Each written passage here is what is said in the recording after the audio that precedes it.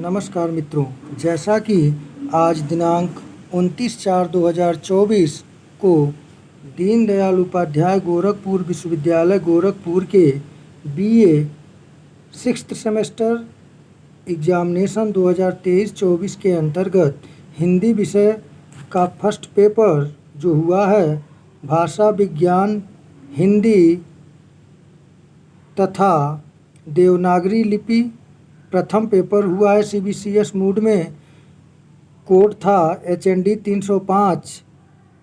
Paper ID देखें 5409 यानी कि 5409 था। आइए इसके आंसर की पर विचार करें। टोटल जो 50 प्रश्न थे, अधिकतम अंक जो था वो 75 अंक का था और इन 50 प्रश्नों में से प्रत्येक प्रश्न का जो अंक निर्धारित था वह 1.5 अंक यानी कि 1.5 अंक का था। यदि आप चैनल पर नए हैं तो study bye Viren sir channel को लाइक, शेयर और सब्सक्राइब करना न भूलें। आइए इसके आंसर पर विचार करें। पहला प्रश्न पूछा गया था आप लोगों से, भाषा शब्द की निष्पत्ति संस्कृत के किस धातु से मानी जाती है? तो इस प्रश्न का सही जो उत्तर होगा वह होगा ऑप्शन सी, भाष्य। प्रश्न संख्या दूसरा दिया गया था, भाषा उच्चारण अवयवों से उच्चरित मूलतः प्रायः यादृच्छिक ध्वनि चिन्हों की व्यवस्था है। परिभाषा किस भाषा वैज्ञानिक द्वारा दी गई? तो इस प्रश्न का जो सही आंसर होगा option D, doctor Bholanath Tiwari द्वारा। प्रश्न संख्या तीसरा पूछा गया था, अधोलिखित में से कौन सी विशेषता भाषा की नहीं है? तो इस प्रश्न का सही आंसर होगा ऑप्शन बी, भाषा अपरिवर्तनशील है। प्रश्न संख्या चौथा पूछा गया था, 4 नंबर प्रश्न था, भाषा की सबसे छोटी इकाई है? तो इस प्रश्न का सही उत्तर है ऑप्शन ए, वर्ण या ध्वनि। प्रश्न संख्या 5 पूछा गया था, चौराहे पर खड़ा यातायात नियंत्रित करता सिपाही भाषा के किस रूप का सहारा लेता है? तो इस प्रश्न का जो सही उत्तर होगा ऑप्शन सी, सांकेतिक रूप का। प्रश्न संख्या 6 पूछा गया था आप लोगों से कि किस विद्वान ने अवहट्ट को पुरानी हिंदी कहा है? तो इस प्रश्न का जो सही आंसर होगा वह होगा ऑप्शन बी, चंद्रधर शर्मा गुलेरी। 7वां प्रश्न पूछा गया था कि आप लोगों से डिंगल पिंगल का संबंध है? तो इस प्रश्न का जो सही उत्तर होगा वह होगा आपका ऑप्शन ए, राजस्थानी हिंदी। प्रश्न संख्या 8 पूछा गया था, प्राचीन राजस्थानी के नाम से जाना जाता है? तो इस प्रश्न का सही आंसर होगा ऑप्शन बी, डिंगल को। प्रश्न संख्या 9 आप लोगों से पूछा गया था, थोड़ा धुंधली PDF आई है, आप लोग वॉइस से इसको क्लियर कर लीजिएगा। ब्रज भाषा की एक शैली के रूप में प्रचलित है? तो इस प्रश्न का जो सही आंसर होगा वह होगा ऑप्शन सी, पिंगल। प्रश्न संख्या 10 पूछा गया था आप लोगों से, किस ध्वनि के उच्चारण में दोनों ओष्ठ पूर्णतया पृथक और खुले रहते हैं? इस प्रश्न का सही आंसर होगा ऑप्शन डी, आ।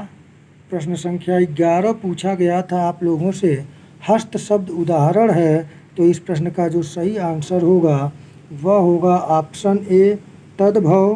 प्रश्न संख्या 12 पूछा गया था, खड़ी बोली का संबंध है? तो इस प्रश्न का जो सही आंसर होगा आपका 12 नंबर प्रश्न का वह होगा ऑप्शन डी, पश्चिमी हिंदी। आइए अगले प्रश्न को देखें। प्रश्न संख्या 13 पूछा गया था, अवधी हिंदी की किस उपभाषा से संबंधित है? तो इस प्रश्न का सही आंसर होगा ऑप्शन बी, पूर्वी हिंदी। प्रश्न संख्या 14 पूछा गया था, भोजपुरी वर्ग की बोली है? तो 14 नंबर प्रश्न का सही आंसर जो होगा वह होगा ऑप्शन बी, पूर्वी हिंदी। प्रश्न संख्या 15 पूछा गया था, मध्यकाल की कवयित्री मीराबाई का संबंध है? तो इस प्रश्न का सही उत्तर है ऑप्शन ए, राजस्थानी हिंदी। प्रश्न संख्या 16 पूछा गया था, कृष्ण भक्ति साहित्य के प्रधान कवि सूरदास प्रसिद्ध कवि हैं? तो ब्रज भाषा के 16 का ऑप्शन डी सही है।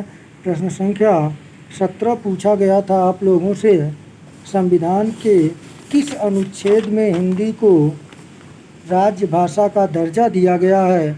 तो इस प्रश्न का सही उत्तर है ऑप्शन ए, अनुच्छेद 343। प्रश्न संख्या 18 पूछा गया था, हिंदी दिवस मनाया जाता है। तो इस प्रश्न का सही आंसर होगा ऑप्शन डी, 14 सितंबर को। प्रश्न संख्या 19 पूछा गया था, हिंदी की उपभाषाएं हैं। तो इस प्रश्न का जो 19 नंबर प्रश्न है, इस प्रश्न का सही आंसर होगा ऑप्शन डी, 5। प्रश्न संख्या 20 पूछा गया था, विद्यापति का संबंध है। तो इस प्रश्न का सही उत्तर है ऑप्शन डी, मैथिली से। आइए अगले प्रश्न को देखें। प्रश्न संख्या 21 पूछा गया था, भाषा विज्ञान के किस अंग के अंतर्गत ध्वनियों का अध्ययन किया जाता है? तो इस प्रश्न का सही उत्तर होगा 21 नंबर का ऑप्शन डी, स्वनिम विज्ञान। प्रश्न संख्या 22 पूछा गया था आप लोगों से, ध्वनि विज्ञान का दूसरा नाम है। तो इस प्रश्न का सही आंसर होगा ऑप्शन सी, स्वर्ण विज्ञान। प्रश्न संख्या 23 पूछा गया था आप लोगों से, ध्वनि चिन्हों को कहते हैं। तो इस प्रश्न का सही आंसर जो है वह है ऑप्शन डी, वर्ण। प्रश्न संख्या 24 पूछा गया था कि च ध्वनि का स्थान उच्चारण स्थान है। तो इस प्रश्न का सही उत्तर जो होगा वह होगा ऑप्शन बी, तालव्य। प्रश्न संख्या 25 पूछा गया था, ट वर्ग ध्वनियों का उच्चारण स्थान है। तो इस प्रश्न का सही उत्तर होगा जो वह होगा ऑप्शन सी, मूर्धा। प्रश्न संख्या 26 पूछा गया था, सार्थकता की दृष्टि से भाषा की लघुत्तम इकाई है। तो इस प्रश्न का सही आंसर जो होगा आपका वह होगा ऑप्शन सी होगा, शब्द। प्रश्न संख्या 27 पूछा गया था आप लोगों से कि खड़ी बोली भारत के किस क्षेत्र की स्थानीय बोली है?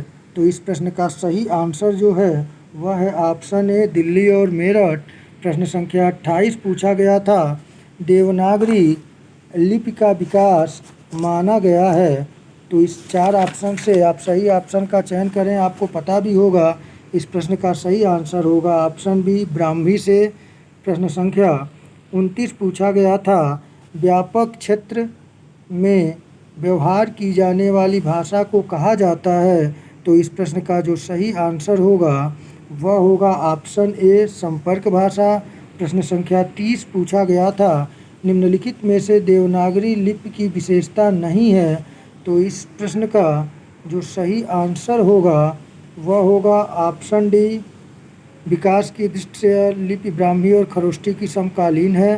प्रश्न संख्या 31 पूछा गया था, भारत में सर्वाधिक बोली जाने वाली भाषा है। तो इस प्रश्न का सही आंसर है ऑप्शन बी, हिंदी। प्रश्न संख्या 32 पूछा गया था, हिंदी किसके अंतर्गत आती है? तो इस प्रश्न का सही आंसर होगा ऑप्शन डी, उपयुक्त कोई नहीं। प्रश्न संख्या 33 पूछा गया था, हिंदी वर्णमाला का संयुक्त अक्षर छ किन वर्णों के मेल या योग से बना है? तो इस प्रश्न का सही उत्तर है ऑप्शन ए, क प्लस ख। प्रश्न संख्या 34 पूछा गया था, हिंदुस्तानी भाषा के समर्थक थे। तो इस प्रश्न का सही उत्तर होगा ऑप्शन सी, उपयुक्त दोनों। प्रश्न संख्या 35 पूछा गया था, पूर्वी हिंदी की कौन सी बोली नहीं है? तो इस प्रश्न का सही आंसर जो होगा 35 नंबर का वह होगा ऑप्शन सी, बुंदेली। प्रश्न संख्या 36 पूछा गया था, राजस्थानी के अंतर्गत बोलियां हैं। तो प्रश्न संख्या 36 जो पूछा गया था उसका सही आंसर होगा ऑप्शन ए, 2। प्रश्न संख्या 37 पूछा गया था, आदिकाल के अंतर्गत जैन साहित्य किसमें लिखा गया है? तो 37 नंबर प्रश्न का जो सही आंसर होगा वह होगा ऑप्शन सी, अपभ्रंश। प्रश्न संख्या 38 पूछा गया था, अंतस्थ व्यंजन नहीं है। तो इस प्रश्न का 38 नंबर प्रश्न का जो सही आंसर होगा वह होगा ऑप्शन डी, ह। प्रश्न संख्या 39 पूछा गया था, किस वर्ण को अर्धस्वर कहा जाता है? तो 39 नंबर प्रश्न का सही आंसर जो होगा वह होगा ऑप्शन बी। 39 नंबर प्रश्न का सही आंसर जो होगा अर्धस्वर कहा जाता है वह 39 का बी होगा। प्रश्न संख्या 40 पूछा गया था कि ध्वनि विज्ञान के अंतर्गत अध्ययन किया जाता है, तो इस प्रश्न का जो सही आंसर होगा वह होगा ऑप्शन ए उच्चारण या उत्पत्ति। प्रश्न संख्या 41 ये भी देखिए थोड़ा सा धुंधला आया है, आप लोग वॉइस से क्लियर करिएगा। 41 नंबर प्रश्न पूछा गया था कि वृत्तमुखी स्वर है, तो यहाँ पे जो सही आंसर होगा 41 का वह होगा ऑप्शन डी उपयुक्त सभी। प्रश्न संख्या 42 पूछा गया था आप लोगों से अग्रस्वर है, तो इस प्रश्न का जो सही आंसर होगा वह होगा ऑप्शन ए ई। प्रश्न संख्या 43 पूछा गया था अर्धसंवृत्त ध्वनि है, तो इस प्रश्न का जो सही आंसर होगा वह होगा ऑप्शन सी ए।